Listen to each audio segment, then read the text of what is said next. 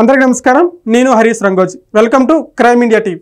రూపాయికి ఇడ్లీ వస్తుందో రాదో నాకు తెలియదు కానీ రూపాయికి ఎకరం భూమి చంద్రబాబు నాయుడు గారు కంపెనీలకు ఇచ్చేశారు, కంపెనీలకి దారాదత్తం చేశారు.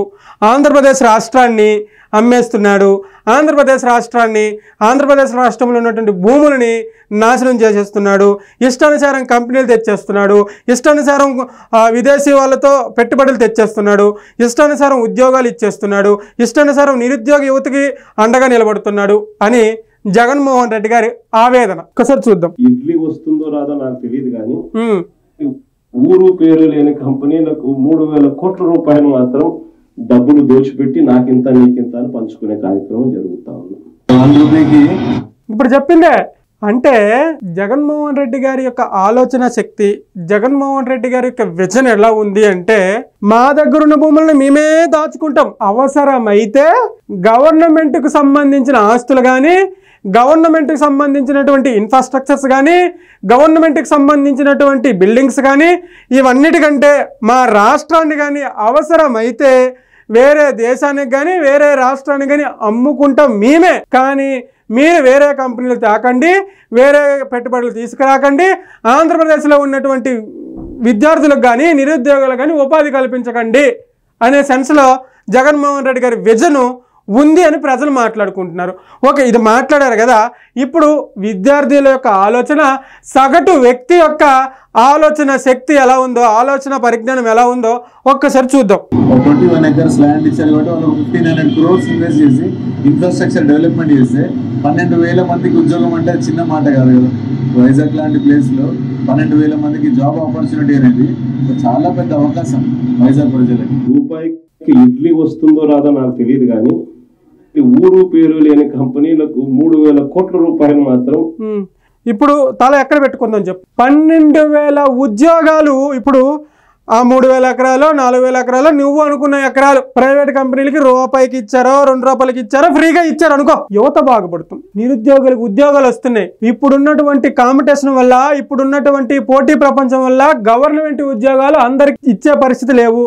గవర్నమెంట్లో కూడా అన్ని ఖాళీలు లేనప్పుడు రాష్ట్రంలో చదువుకున్నటువంటి విద్యార్థులు, రాష్ట్రంలో పట్టభద్రులు, రాష్ట్రంలో డిగ్రీలు పొందినటువంటి విద్యార్థులకి ఉపాధి కల్పించే బాధ్యత ప్రభుత్వానికి ఉందా లేదా? మన ప్రభుత్వం ఎలాగో చేతులెత్తేసింది, నిరుద్యోగుల్ని మేమేం చేయలేం. గత 5 సంవత్సరాల్లో ఒక్క నోటిఫికేషన్ వేసావా అని చెప్పు జగన్మోహన్ రెడ్డి గారు? ఒక్క రిక్రూట్మెంట్ జరిగిందా జగన్మోహన్ రెడ్డి గారు? ఒక్క కంపెనీలో ఒక 10 మందికి ఉద్యోగాలు దొరికినాయా జగన్మోహన్ రెడ్డి గారు?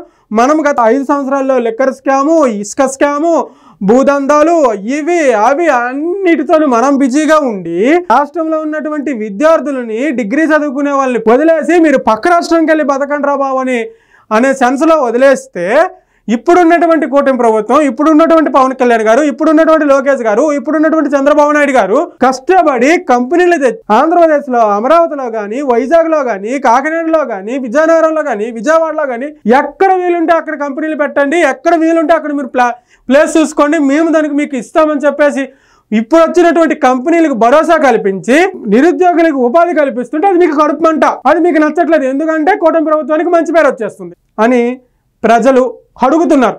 రాదో నాకు తెలియదు కానీ ఊరు పేరు లేని కంపెనీలకు 3,000 కోట్ల రూపాయలు మాత్రం డబ్బులు దోచిపెట్టి నాకింత నీకింత అని పంచుకునే కార్యక్రమం జరుగుతా ఉంది. కేవలం 1 రూపాయికి ప్రభుత్వ భూమిని తీసేసి కట్టబెట్టడాన్ని ఎంతమంది వ్యతిరేకిస్తున్నారు?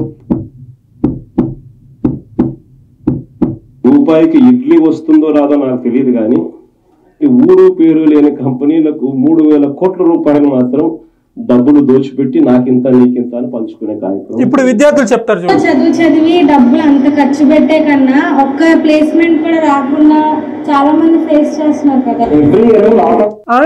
ఆ మహాతల్లి చెప్పిన మాట వినిపించిందా జగన్మోహన్ రెడ్డి గారు? ఏం మాట్లాడుతుందంటే, లక్షలు ఖర్చు పెట్టి ఇంత చదువులు చదివి పట్టాలు పొంది డిగ్రీలు పొంది పొట్ట చేతి పట్టుకొని ఇతర రాష్ట్రాలకు వెళ్ళి బతికేటి కంటే మన రాష్ట్రంలో మన ఇంటి ముందు మన కళ్ళ ముందు ఉద్యోగం చేసుకుని 4 పైసలు సంపాదించుకుంటే బెటర్ కదా సార్.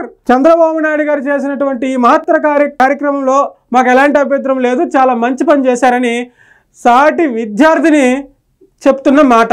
స్టూడెంట్స్ రిలీవ్ అవుతున్నారు కదా సార్, వాళ్ళ గవర్నమెంట్ సెక్టర్లో ఎలా జాబ్స్ ఉండట్లేదు. కొన్ని ప్రైవేట్ సెక్టర్ పరంగా చూస్తే ఐటీ సెక్టర్ మెయిన్ రోల్లో ఉంది. ఐటీ సెక్టర్ వస్తే మేబీ యూజ్ అవుతుంది కదా అందరూ చెప్పారా? నేను ఇందాక పాయింట్ చెప్పానా? జగన్మోహన్ రెడ్డి గారు ఇందాకే దీనికి ముందు పాయింటే చెప్పా. ఏం చెప్పా? ఇప్పుడున్నటువంటి పరిస్థితుల్లో, ఇప్పుడున్నటువంటి ఈ పోటీ ప్రపంచంలో అందరికీ గవర్నమెంట్ ఉద్యోగాలు ఇచ్చే పరిస్థితి లేదు. ఎందుకంటే గవర్నమెంట్లో కూడా అన్ని ఖాళీలు కూడా లేవు. ఎందుకంటే రోజు రోజుకి నెలకి సంవత్సరానికి విద్యార్థులు పెరుగుతున్నారు. రిలీవ్ అయ్యే విద్యార్థుల సంఖ్య కూడా పెరుగుతుంది. ఇప్పుడు అంతమంది విద్యార్థులకి ప్రభుత్వ రంగంలోకి తీసుకోవాలంటే ఈ ప్రపంచంలో ఎవ్వరికీ అవని పరిస్థితి. కాబట్టి ఐటీ సెక్టర్ డెవలప్ అవుతున్న ఈ తరుణంలో ఐటీ సెక్టర్ మన రాష్ట్రానికి తెప్పించుకుంటే, ఐటీ సెక్టర్ మన రాష్ట్రంలో అభివృద్ధి చేసుకుంటే, మన రాష్ట్రంలో చదువుతున్నటువంటి విద్యార్థి, మన రాష్ట్రంలో డిగ్రీ పొందుకున్నటువంటి విద్యార్థులు, మన రాష్ట్రంలో చదువుకునే విద్యార్థులు మన రాష్ట్రంలోనే ఉద్యోగాలు చేసుకుంటూ మన కళ్ళ ముందే సంపాదించుకొని మన కళ్ళ ముందే బాగుపడతారు కదా అని సెన్స్లో మాట్లాడినటువంటి ఒక విద్యార్థి దీనికి సమాధానం చెప్పాలి మీరని చెప్పేసి ప్రజలు అడుగుతున్నారు. ఎంప్లాయ్మెంట్ ఫేస్ చేస్తున్నారు కాబట్టి టీసీఎస్ అనేది వస్తే జాబ్స్ అనేవి జనరేట్ అవుతాయని నా ఒపీనియన్. అర్థమైందా ఈ మహాతల్లి మాట్లాడింది? జాబ్స్ అనేవి ఎవరికి లేవు. ఎందుకంటే మనది ఇప్పుడిప్పుడే డెవలప్ అవుతున్నటువంటి స్టేటు, ఇప్పుడిప్పుడే డెవలప్ అవుతున్నటువంటి ఆంధ్రప్రదేశ్లో మీరు గత 5 సంవత్సరాలు చేసినటువంటి పాలన వల్ల ఒక్క కంపెనీలు కూడా రాలే. ఉన్న కంపెనీలను పంపించేశారు, మనకి కమిషన్లు కట్టలేదని చెప్పేసి. ఇప్పుడు టీసీఎస్ లాంటి ఒక పెద్ద సాఫ్ట్వేర్ కంపెనీ ఆంధ్రప్రదేశ్లో పడితే 12,000 మందికి ఉపాధి కలుపుతుంది. అంటే మాలాంటి వాళ్ళు మన రాష్ట్రంలో ఉద్యోగాలు చేసుకోవడానికి సరైన సమయము, మంచి ఉద్యోగాలు వస్తాయి. ఇప్పుడు పండక్కి పప్పాలకి ఊరెళ్ళాలంటే 2 రోజులు జర్నీ చేయాల్సి వస్తుంది. అది కూడా వీళ్ళకి అడిగి ఇక్కడ పర్మిషన్ తీసుకొని, సార్ ఇట్లా వెళ్ళాలి, ఇట్లా రావాలని పర్మిషన్లు తీసుకుంటే వాళ్ళు 2 రోజులు ఇస్తారు, 3 రోజులు ఇస్తారు. 3-4 రోజులు ఇస్తే 2 రోజులు జర్నీలోనే పోతుంది. అటు నుంచి రావాలనుకో 1 రోజు, ఇటు నుంచి రావాలనుకో 1 రోజు, ఇంకొక రోజే ఊర్లో ఉండాల్సి వస్తుంది. అలాంటి దుర్మార్గమైన పరిస్థితి ఎందుకు?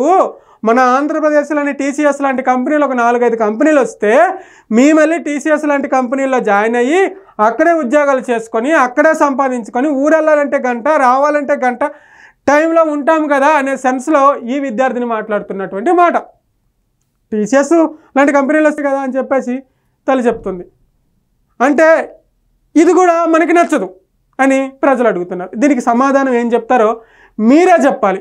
దీనిపైన చూస్తున్నటువంటి ఆడియన్స్ మీ అభిప్రాయం ఏంటో కింద కామెంట్ రూపంలో తెలియజేయండి. Thank you.